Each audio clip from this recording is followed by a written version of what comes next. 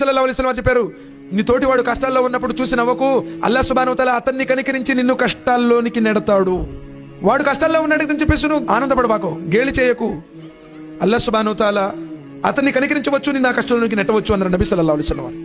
నేల మీద ఉన్నవారిని మీరు కనికరించండి, నింగి మీద ఉన్నవాడు మిమ్మల్ని కనికరిస్తాడు.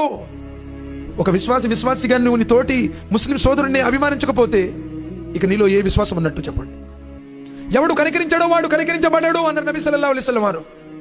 ప్రేమ లేదు, అనుబంధం లేదు, యాంత్రిక జీవితం మిషన్ లాగా తయారైపోయాం.